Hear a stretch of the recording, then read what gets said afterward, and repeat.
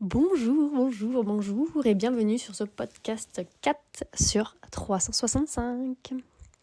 Hier, je discutais avec Perrine, donc, qui travaille avec moi, et on parlait de ce qu'on avait vu dans vos corrections vidéo. Et on s'est rendu compte à quel point il y avait un fossé entre la théorie et la pratique. Donc voici ce qui en est ressorti. Donc certaines personnes ont bien compris la théorie, mais n'osent pas pratiquer. Alors elles ne sortent pas de leur zone de confort et elles n'avancent pas. Donc elle m'a donné l'exemple par exemple d'une personne qui disait son cheval n'était pas prêt, donc pour elle son cheval était encore dans la tolérance au niveau du contact avec la tête, donc elle ne voulait pas aller plus loin. Et en fait le problème c'est que cette personne elle reste dans la tolérance depuis peut-être des mois au niveau de la tête avec son cheval, donc ça n'avance pas. Quand le cheval se défend, on le travaille pour qu'il passe à la tolérance, ok ? Et quand il est dans la tolérance, quand il tolère ce qu'on est en train de faire, donc là par exemple poser les mains sur la tête, on le travaille pour qu'il aille vers l'acceptation. Ok, donc ça c'est la théorie. Mais dans la théorie, il y a aussi des subtilités. Il y a aussi que si le cheval tolère quelque chose, on peut essayer d'aller plus loin. Même s'il revient temporairement dans la défense, c'est pas parce qu'on a mal fait, mais parce qu'il est en train d'apprendre justement quelque chose. Et il va se rendre compte, à force justement de dépasser un peu la zone de confort, donc d'aller dans la zone d'inconfort, qu'on ne lui fait pas mal, que quand on pose les mains sur sa tête, ça ne lui fait pas mal. Et si on a peur de dépasser les limites et qu'on a peur, le cheval il sent notre peur, mais nous on n'a pas peur de lui faire mal. On a peur qu'il croit qu'on va lui faire mal. Et du coup, en fait, c'est tout ce qu'il y a dans notre tête qui fait que, en fait, on se bloque mentalement et qu'on progresse pas. Donc on est des leaders et on est vert. Donc on n'a pas de sensation corporelle, on est sans jugement, on est détendu. Le cheval, il va forcément prendre confiance en son leader. Donc quelle erreur par contre on pourrait vraiment faire pour perdre ce qu'on a construit? Parce que moi je peux comprendre, cette personne, elle a travaillé dur pour passer de la défense à la tolérance. Son cheval enfin il bouge plus sa tête quand elle pose les mains. Elle sent que le cheval il est quand même tendu, donc qu'il est dans la tolérance, mais elle n'a pas envie de retourner dans la défense où le cheval il secoue sa tête, il recule, il est vraiment mal quoi. Donc qu'est-ce qu'on peut faire comme erreur par contre qui en effet casserait ce qu'elle a construit en fait? Il y a deux choses. Il n'y a que deux choses. C'est s'énerver sur son cheval et le blâmer. Donc là, ça c'est en effet, ton cheval, tu veux qu'il passe de la tolérance à l'acceptation, tu commences à t'énerver dessus parce que ça prend trop de temps.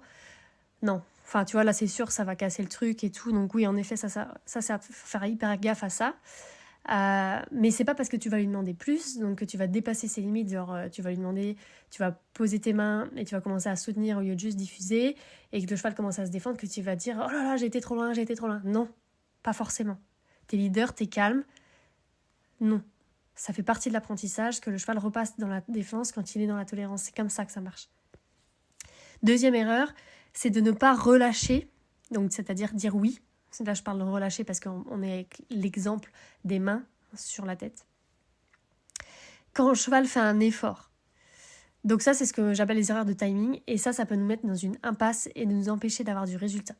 Mais je vais donner des exemples là tout à l'heure, juste en dessous, juste après, là dans l'audio. Mais bon, ce que je voulais dire, c'est qu'en aucun cas, essayer d'aller plus loin va nous faire revenir en arrière. Si t'es calme, ça va forcément progresser. Donc tu auras peut-être des petits retours en arrière, mais pour te propulser vers l'avant. C'est comme si tu allais prendre de l'élan vers l'arrière pour aller vers l'avant. Donc, ose. Il tolère tes mains, ose lui demander du soutenant. Il tolère tes mains, ose lui demander de descendre la tête. J'ai une croyance qui est que le cheval va accepter les outils, donc le stick par exemple, si on l'utilise avec du leadership, c'est-à-dire avec du calme et de la justesse.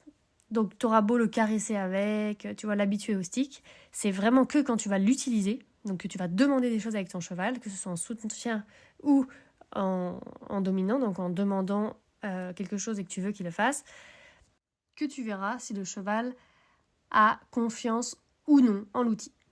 Et en l'utilisant, en étant leader, ton cheval il va très vite comprendre que du coup c'est un outil pour aider et il n'aura plus peur du tout, vraiment, garanti. Et donc pour certains chevaux, évidemment, ça va être plus difficile, surtout s'ils ont été abusés par l'outil. Mais c'est toujours possible de pouvoir inverser ce qui a été fait, donc avec patience bien sûr, et vraiment volonté de vouloir y arriver. Donc pour les chevaux qui ont été traumatisés, c'est un peu plus long, mais il existe des exercices pour aider à justement à faire ce switch en fait inverse.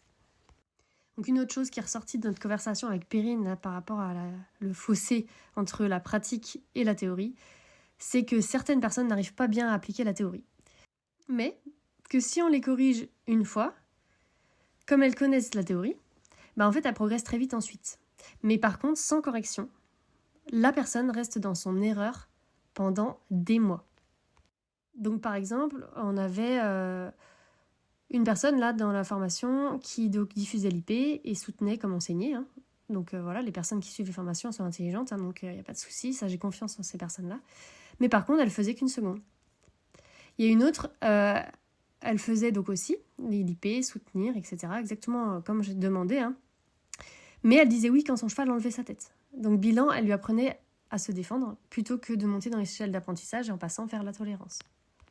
Donc c'est la raison pour laquelle il y a 2 idées qui me sont venues. Donc déjà pour les étudiants de l'Académie bienveillante du cheval, je veux vraiment maintenant que chaque personne qui veut pouvoir avoir un feedback puisse vraiment en avoir un. Donc avoir un suivi sur ce qu'elle fait. Donc on a créé un suivi pour les étudiants qui ont fait surtout en autonomie, donc qui ont appris les choses, qui ont appris la théorie, qui ont pratiqué chez eux mais qui n'ont pas eu de feedback. Donc ça maintenant on veut vraiment pouvoir l'offrir et on a créé quelque chose vraiment de super pour les étudiants. Et la deuxième chose c'est pour 2 personnes, donc je veux le proposer pour 2 personnes qui ne sont pas dans l'académie. Donc c'est uniquement pour les 2 premières personnes qui me contacteront. Donc pour ça, il suffit d'aller sur le site internet marimadec.com et vous envoyer un message sur le site. Et vous me dites que vous avez envie d'être une des 2 personnes. Et moi du coup, je vais envoyer un formulaire à ces 2 personnes. Voilà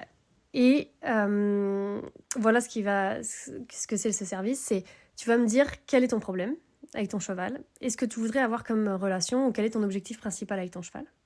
Et tu vas m'envoyer une vidéo du problème. Si tu sais pas quoi filmer, on va discuter et je vais te dire quoi filmer exactement et qu'est-ce que je veux voir moi sur la vidéo. Ensuite, tu auras quelques jours pour filmer et tu vas m'envoyer ta vidéo et moi je vais la corriger et je vais te faire une formation en plus rien que pour toi. Avec, je vais prendre un cheval et je vais te montrer avec ce cheval-là que j'aurai, je sais pas lequel c'est, tu vois, ça peut être mon cheval, ça peut être le cheval que j'ai au travail, voilà, ça dépend quel cheval j'ai sous la main. Et je vais te montrer les exercices que j'aurais fait moi dans cette situation pour régler tel et tel problème. Tu vois, que tu peux avoir. Et comme ça va te permettre de savoir quoi faire en premier avec ton cheval pour aller vers, régler ton problème. Donc il y a 2 choses. Il y a le fait d'avoir la correction sur ta vidéo où je vais pouvoir voir quelles sont tes erreurs que tu fais et qui font que du coup il y a ce problème-là qui persiste. Et aussi quels sont les exercices à travailler parce que tu sais, c'est la relation humain-cheval, c'est vraiment un couple. Donc nous, on voit bien dans les vidéos que ça progresse pas souvent parce que la personne elle sait pas quoi faire et parce que quand elle sait quoi faire, elle le fait pas bien. Et donc du coup là, moi je vais pouvoir te montrer qu'est-ce que ton timing, si ça va pas, comment soutenir, comment faire ça, comment faire les pauses, etc. Tu vois, t'apprendre techniquement et en plus tu vas pouvoir avoir quelques petits exercices les plus importants à faire là tout de suite maintenant par rapport à où t'en es avec ton cheval. Et le tarif pour ce service c'est 97 €. Donc si jamais ça t'intéresse, dépêche-toi de m'envoyer un email parce que du coup, il n'y a que 2 places possibles. Voilà, sur ce, je te souhaite une bonne journée et je te dis à demain pour le nouveau podcast.